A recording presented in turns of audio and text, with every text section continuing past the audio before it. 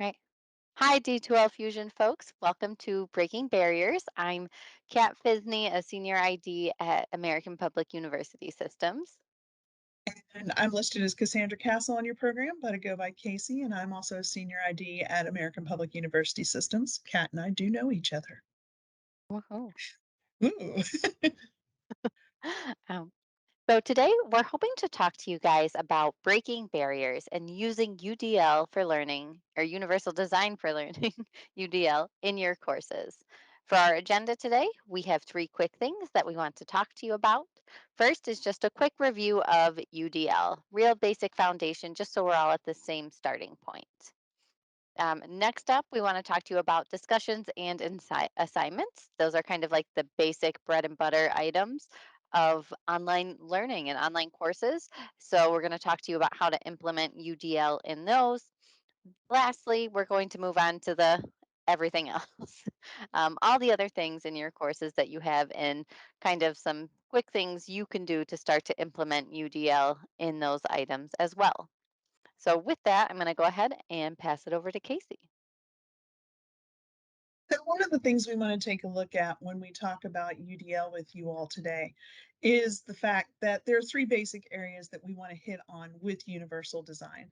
And to help break down barriers for your students, we need to look at engagement, representation, action, and expression, or basically the why, the what, and the how of what we're going to do with our students and how we're going to accomplish it to activate their knowledge, to give them alternatives and different options to increase the level of student interaction, increase the satisfaction for the student experience.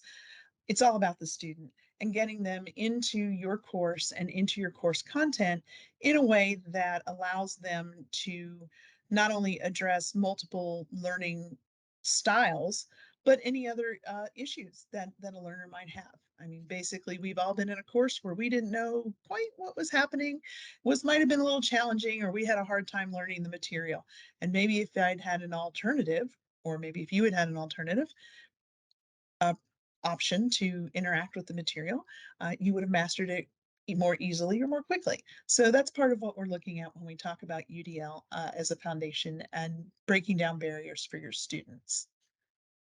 So the easiest thing and the first place that we're going to talk about, and Kat mentioned in her introduction a minute ago, is discussions and assignments are usually available in any learning in any learning institution. When you're working in Brightspace, you definitely have some options in discussion and assignments as to how you can allow students to express and or demonstrate their knowledge. Discussions, you let students choose their medium. Now, I'm not asking them to do artwork. We're not, unless it's an art class, in which case, I guess that applies. But when we say choose your own medium, we're saying look at a way that you can allow students to demonstrate their knowledge, respond to the prompt that you're leaving them in discussion or to the assignment that you're asking them to do. For discussions, it's really common here for courses that we work with at APUS to allow students more than one way to respond to a discussion question. Some of us like to write. We like to think about it. We like to work around it and brush it up and make sure we got our thoughts really down in writing. And we want to respond in writing in a form. And that's great. That's absolutely fine. But not everybody likes to do it that way. Some of us like to read the article, think about it, talk about it. Just get on and say, hey, here's what I read. This is my takeaway. This is what I found. This is what excited me, etc. And some people don't want to be seen on the screen, so they're fine with talking to you. So you can do a discussion where you have somebody respond in writing. You can allow students to choose to respond in an audio file or via video. Right there, you've applied universal design principles by letting students choose their medium for a discussion. And the same thing can apply to assignments. These are all tools that are right there in the system, and you can use them to apply universal design and address accessibility for your students. So, as Casey just mentioned, those are the quick fixes that you can kind of throw into your discussions and your assignments. But what about everything else? If we start to think about lesson content, right? Like you can't necessarily let students choose their medium for lesson content, um, depending on how you have it designed. Possibly, if you do a podcast, a written lesson, and a video lesson, and then they can choose which version of the lesson they want to take. But more so, thinking about the content that you're writing, there's different things that you can do. And it's as easy as one, two, three.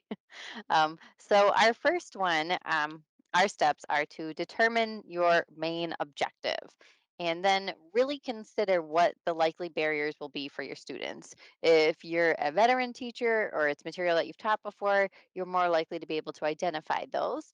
But even if it's something you're teaching for the first time, you can still kind of look at it and start to pick out those barriers for students. And then third is proactively make adjustments for those possible barriers and concerns that you have. So I do have an example for us. It is a math example. So if you are an anti math person, I apologize, Casey.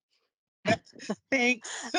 um, so the first one is determine the objective. So if I used to be a high school math teacher, and one of my favorite things to teach was long division of polynomial equations. So my goal is for students to do that exactly, perform long division with polynomial equations. And there's a lot to that, and most of us don't enjoy it.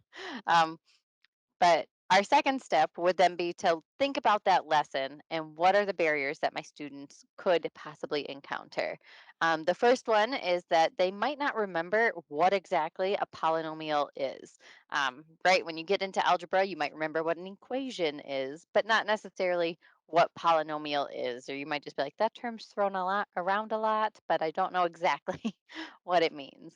Another thing that's important to know for polynomial long division is the rules for exponents and how exponents work when you're multiplying and dividing, adding, subtracting with those items.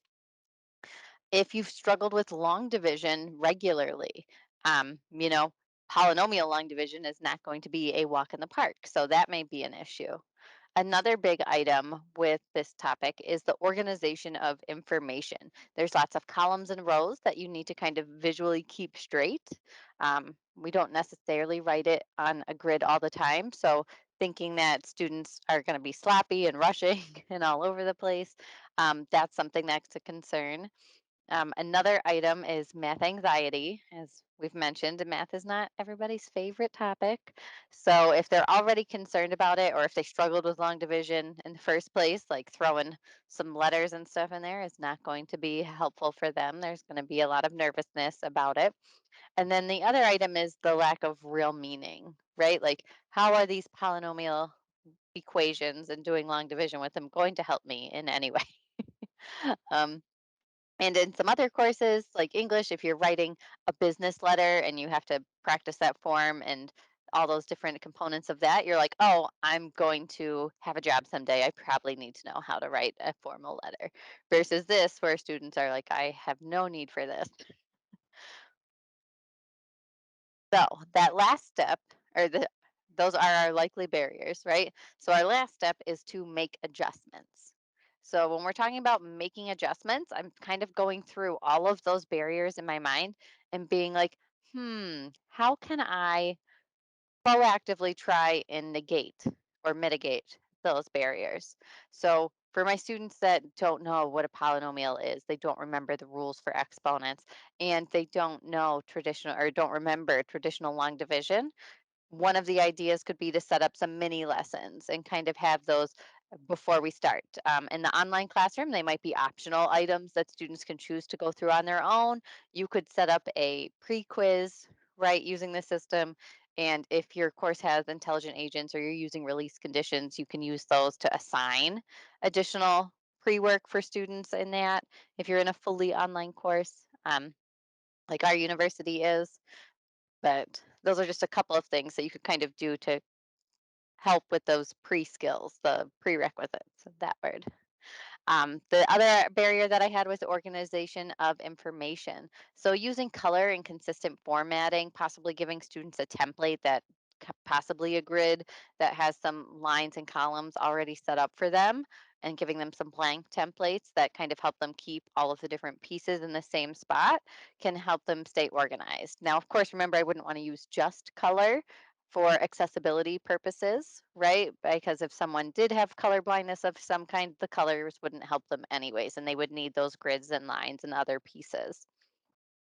For students with math anxiety, I would make sure that I plan to not jump into a problem with 5 different pieces. We would start with a real basic problem and kind of build our way up, giving students opportunities to do practice problems on their own, things that have immediate feedback. In our online environment, remember, we could set up like a quiz that's not actually graded as part of the grade book that has some super basic problems that they need to do with customized feedback based on possible selection, like selected answers and all those fun elements. And the last one that you might be interested about personally is how we make this relevant. The easy way, right, to make it relevant is to say, like, math helps you practice critical thinking skills. And that's a muscle that you need to work. So let's do math. If you dive a little bit further, data integrity is actually kind of supported through division of polynomials. So being able to talk about that, I think the last time I taught a statistics course was around the election. So when we're talking about statistics and all the different surveys that are going out, we can talk about how long division of polynomials plays a role in data validation and supporting data integrity. So there are ways that we can connect that for students. And this really are all the things that I can proactively do to help my students be successful. And you can see I'm not really changing any of my content.